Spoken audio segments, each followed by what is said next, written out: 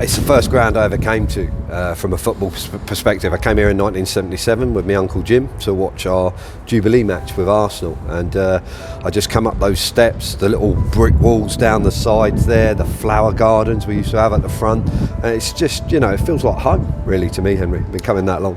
And because we asked in the exact place you are on a match day as well, how special is this place for you? Yeah, well, I have to be honest, I've kind of moved about all around the ground. I started off on the East Bank, I was in the North Stand, I've been in the South Stand with the family stand when all my family used to come with us. I couldn't convert them all, unfortunately, and I've stood down the High Street end when that was an open end, but I just like it in the East Bank on match days now. There's a cracking atmosphere, a good noise, and I know Danny's got his fill the East Bank at the moment, and I think if you think of the days when it's been really full on this East Bank, it's incredible. It's a really special atmosphere, the roof. That's one thing with a new ground coming. I hope they can really retain that, because it's a lovely place, the East Bank.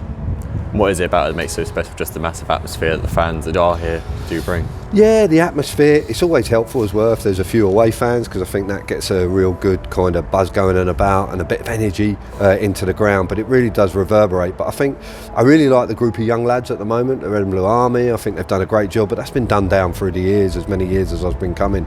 There's a superb atmosphere in it. It's great acoustics, and I like the view as well. It's a great view as long as we're kicking this way second half. And you mentioned your family there. Who in your family supports Aldershot Town, and describe their memories of the club? Yeah, so I tried to convert all my children, but probably the two eldest, Daniel and Erin, they're probably the most. But for me, the relationship started with my Uncle Jim back in 1977. It was a tough year. My mum had passed, I was only 7 years old, and he brought me to my first game, and ever since then we've been hooked. And it was really nice. There was myself, my Uncle Jim, his son Daniel, who's a massive Aldershot fan as well, and then my son Daniel and my daughter Erin, and we had like 3 generations. That was really cool. We got that encapsulated in a photo a little while ago. That was a special day. Is there a favourite game of yours you can remember for your time here? That's tough, because there's so many. Favourite game here, I guess the one against Weymouth when we got back into the Football League, that promotion night. I really enjoyed that, but there's far too many. But if I was going back, there was a really it's to the old club. It was the Oxford game where we won 3-0. Tickets were about £10 or £11. I'd spent everything I could on getting into the game, and we beat a really top-notch side. So that was a really special day. But there's too many to mention. It's like, that's a hard question, Henry. Really hard question. And a lot of people support, your Liverpool's, Manchester United's, your Tottenham's. What is it about Aldershot Town that keeps you interested in coming back? Yeah, well, I think it's what gets ingrained into you all down those years. I always remember that Aldershot-Arsenal match. I said to my nan that night, who should I support, Aldershot or Arsenal? Because they're a big team, and it was a really impressive Arsenal squad. And she turned around to me and she said, you've always got to support your local team. And that was it. From there, I was hooked. I was brought in, and they were my team. But when you get a club, it feels like family to me. I know some people might think that sounds, weird or something, but for me, ever since a young lad, this place has felt like family. It feels like home, and you just forget about everything else when you come here, and it's all that anticipation of a game, Henry. You build yourself right up. Sometimes it ends well, sometimes it doesn't, but yeah, it feels like home to me. That's why I keep coming back. And who's your favourite player of all time at Aldershot Town? Favourite player of all time at Aldershot Town. So yeah, I guess I look often for something different in players. I really liked a player called Jimmy Segru. He was really hard working, tenacious. He bled red and blue. There was a little incident on the touchline down there that showed his commitment to the club, and I really liked Jimmy Segru. It'd be very easy to say one of the high scorers, your Gary Abbott, Mark Butler, people like that. But, I like people that are really industrious. It was the same when we were back in the league days. I like this player called Darren Anderson. Probably not the most technical that there ever was, but he would give everything for the cause, and they're the sort of players that I really like. And what about currently? Who's your favourite Aldershot Town player at the moment? Yeah, I guess that's a really difficult, because I could pull out, I think Mitch Walker's having a cracking season. Really impressed with what he's done. Lovely to see some young talent like Ethan Chislett as well. But someone for me at the moment is someone like Alfie Whittingham. Now, he's not always getting a game, but from my understanding from the article I read, he actually plays for free for the club. You know, he's not getting paid, and you know that sort of commitment is, for me, that says it all. And that's the sort of players I feel we need to nurture. He does need to learn his history a bit and the difference between a chicken and a phoenix, but apart from that, that's the kind of player that I like, committed to the club. And these favourite players, have you met them personally? I met Glenn Burville once down at a friendly in Brockenhurst years and years ago. I've never had the pleasure yet of meeting Alfie Whittingham properly, etc, etc. He's going to pop up in an umbrella in a minute behind me, isn't he, like he did on one of your others. But no, yeah, so just any time I've met any of the players, they've always been, you know, respectful and nice. And the good thing, I think, and I think it's something really good that you're driving, and I like what Danny Searle's done with it, is the social media bit. Because you know, that's a great way for us as fans to feel connected. And there was some debate around the Halloween video and what have you, but my argument is that really connects. And it was really nice. There was a guy that had been in the army years ago. He's in his 80s now, lives up in Norfolk, but his argument was it helps feel him connected with our club. And I think that way of keeping fans connected is really, really important. Was there any personal memories of meeting those players as well that you can remember? Personal memories of meeting those players. Well, I guess you know the best times are when, you know, those promotion days, you know, where if you get on the pitch, you celebrate on the pitch, and you know, you have that. You know, they would be my favourite, you know, kind of things. Haven't really got had that much opportunity to meet some of these players. And you mentioned the pitch here. What's been your favourite goal here? Favourite goal here? Well, I'm going to be cheeky. I'm going to go back. It's that Oxford game again as well. Glenn Burville scores an absolute screamer, just coming down the wing there. He gets a knock on it. It's from outside the box, and I think people underestimate, you know, how good that was.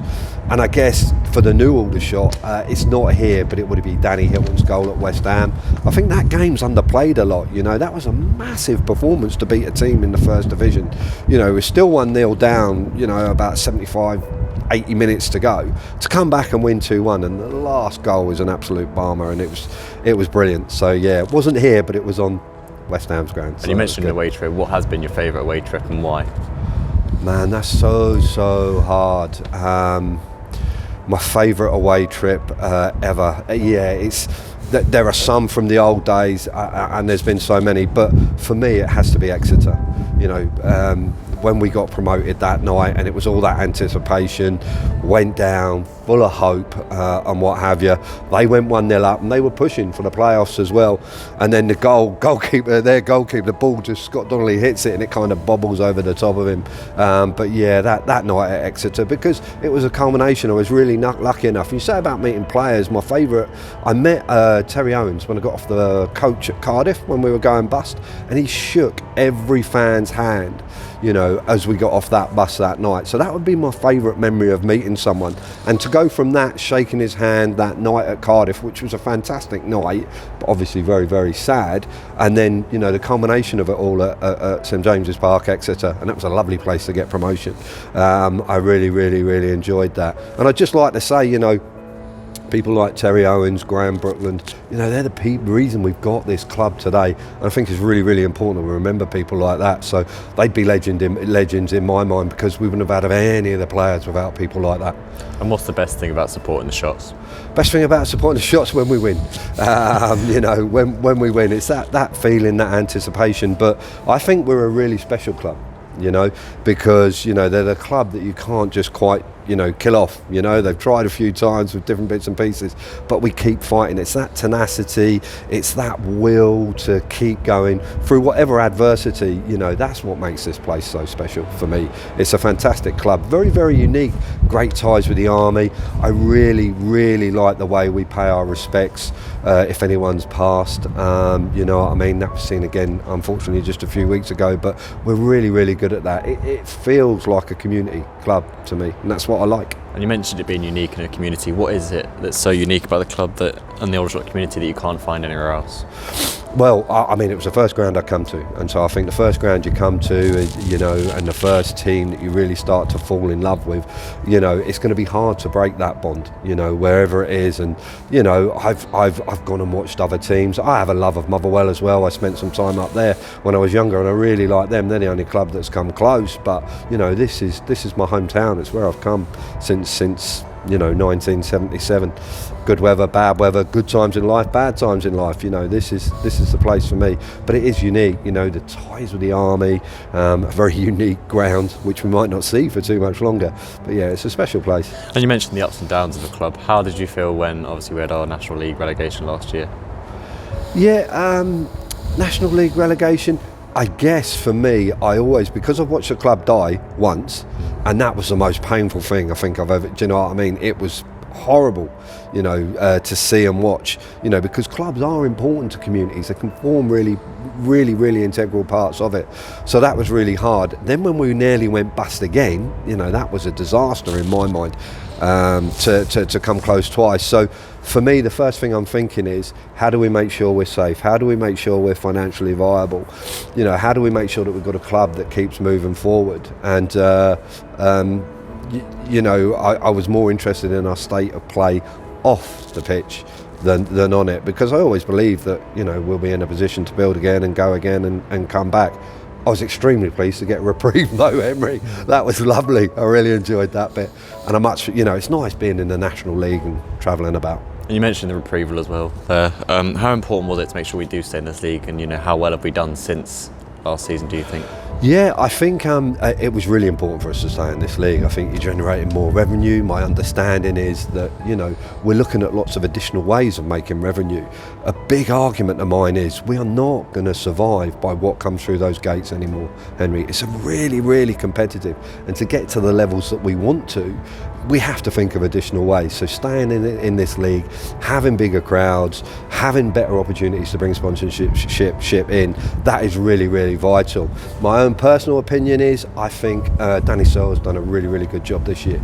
I think you just have to take into context, he had no idea which league we were going to be in at the beginning of the season. That must have brought, when he came into the role, that must have brought some uneasiness. And I really think he's taken us, along with the work that yourself is doing, Connor's doing, really moving us forward from that social media, expanding kind of you've grown, I believe, the YouTube channels and stuff like that. That's really, really important. So as a club, it's very easy, I think, to go, right, let's look at what's going on the pitch. My understanding is, from the fans forum, he's running the club with a lot less budget than what Gary Woodett was. So again, you have to take that into context. And from what he's doing, I think it's fantastic. I mean, I've been to Wrexham many, many times, and we don't often win there, and we kind of won there, and I was getting really, we could have, results have dropped off the last couple of weeks, but we'd have been knocking on the door of the playoffs. We're only 10 points, I think it is off now, and the way this league is, you can turn that around very, very quickly. So for me personally, I think Danny Searle, the whole social media piece, I think that's progressing really, really well. I think, this excitement and anticipation we've got around a new ground is something that I've dreamed about, for years. And I think we're closer than ever to that. I think we just have to hold our nerve now and keep nurturing young talent. I mean, my understanding is Ethan Chislett was a product of our youth academy and what have you. I follow those on social media. That looks good. The foundation looks really, really good. We have to think about all of these things. I think it's a problem of society today. Everyone wants success over every night, immediately, and they want that progress. I'm often termed, as they say, a happy clapper. I'm a proud clapper. I proudly clap the team because we've still got a team. But I think we're making progress, and I think you have to remember that sometimes, because we're in the playoffs just a couple of seasons ago. That's very easily forgotten. I want firm foundations that leaves the legacy of the work of the likes of Terry Owens, Graham Bookland, so that we've got a really firm foundation to move forward. So whilst I would much prefer us to be knocking or in the playoffs or even higher up, I think there's progress. I really, really, really, really do, and I hope that comes to fruition, and the Danny and the whole team get the chance to build that as we move forward.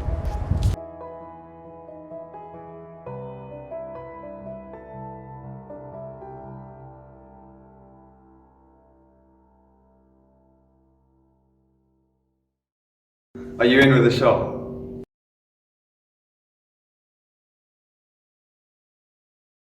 For more information, click the link below. Click here for the next video, click here to subscribe.